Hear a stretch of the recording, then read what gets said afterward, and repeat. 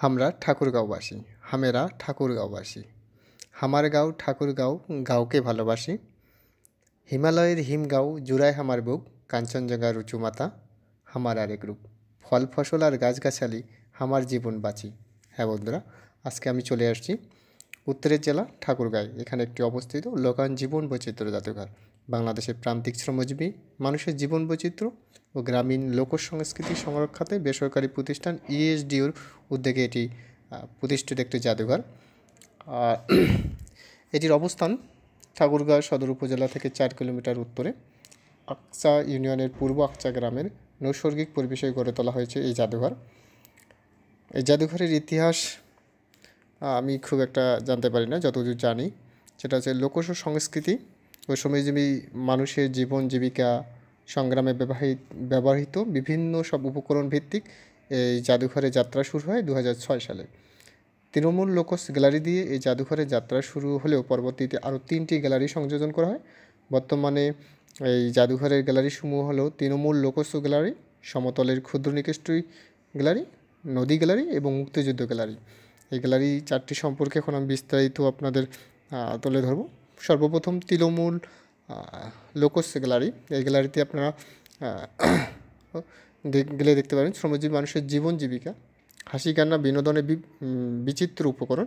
এখানে প্রদর্শিত উল্লেখযোগ্য উপকরণের মধ্যে রয়েছে কৃষি উপকরণ, ভেষজ এবং সংস্কারযুক্ত চিকিৎসা উপকরণ, বিভিন্ন সময়ের মুদ্রা, কাগজে নোট, অলংকার, গৃহস্থলী উপকরণ, বৈভাবিক উপকরণ, মৃৎশিল্প। এছাড়াও রয়েছে পালকি, গরুর গাড়ি, হাঁপড়, ঢেকির মতো বিলুপ্তপ্রায় গ্রামীণ উপকরণ। এবারে আমি তুলে ধরব সমতলের ক্ষুদ্র নৃগোষ্ঠী গ্যালারি। এই গ্যালারিতে গেলে আপনারা সাঁওতাল, ওরাও, মুরং ইত্যাদি ক্ষুদ্র নৃগোষ্ঠীর জীবনযাপন, সংস্কৃতি, বাসস্থান এবং পোশাক, খাদ্যাভ্যাস, পেশা, উৎসব, সামাজিক আচার অনুষ্ঠানের বিভিন্ন উপকরণের সমৃদ্ধ এই গ্যালারিটি। সমতলের ক্ষুদ্র নৃগোষ্ঠী সংক্রান্ত কিছু গুরুত্বপূর্ণ তথ্য এই গ্যালারিতে প্রদর্শন করা হয়েছে, আপনারা গেলেই বুঝতে পারবেন এবং দেখতেও পারবেন। এরপরে আসি নদী গ্যালারি। বাংলাদেশ যেহেতু নদীমাতৃক দেশ, এদেশে অধিকাংশই মানুষের জীবন জীবিকার ওতপ্রোতভাবে জড়িয়ে আছে নদী ও তার পানি।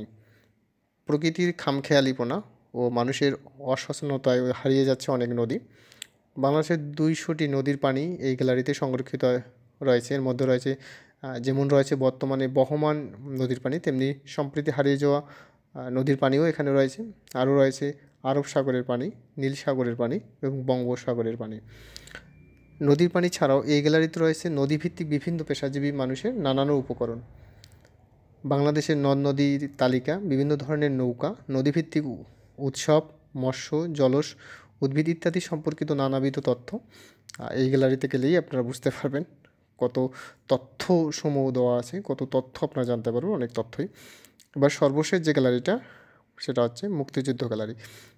মুক্তিযুদ্ধের গ্যালারিতে গেলে আপনারা দেখতে পারেন 1757 সালে পলাশী যুদ্ধ থেকে শুরু করে 1971 সালের মহান মুক্তিযুদ্ধের মাধ্যমে আমাদের অর্জনসমূহের বিভিন্ন ইতিহাস, আলোকচিত্র, পত্রপত্রিকা, প্রকাশিত বিভিন্ন সংবাদ ইত্যাদি প্রদর্শন করা হয়েছে। এখানে রয়েছে মহান মুক্তিযোদ্ধাদের ব্যবহৃত বিভিন্ন উপকরণ, রণাঙ্গনের ইতিহাস এবং ছোট ছোট বোতলে দেশের বিভিন্ন বধ্যভূমির মাটি।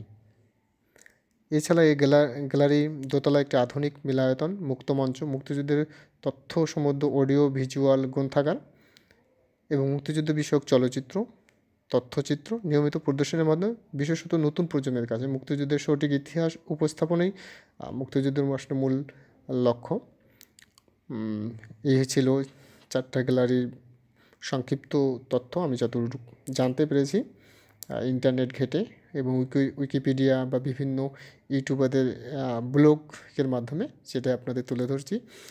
লোকায়ন জীবন বৈচিত্র্য জাদুঘরের উদ্যোগে প্রতি বছর এখানে জ্যৈষ্ঠ মাসের ফল উৎসব, বর্ষার বর্ষামঙ্গল উৎসব, মঙ্গা মোকাবেলায় আশ্বিন মাসে মঙ্গা কাল, অগ্রহায়ণে নবান্ন উৎসব, মাঘ মাসে পিঠা উৎসব এবং চৈত্র মাসে অনুষ্ঠিত হয় 3 দিনব্যাপী লোকোৎসব মেলা এবং কবিগানের উৎসব।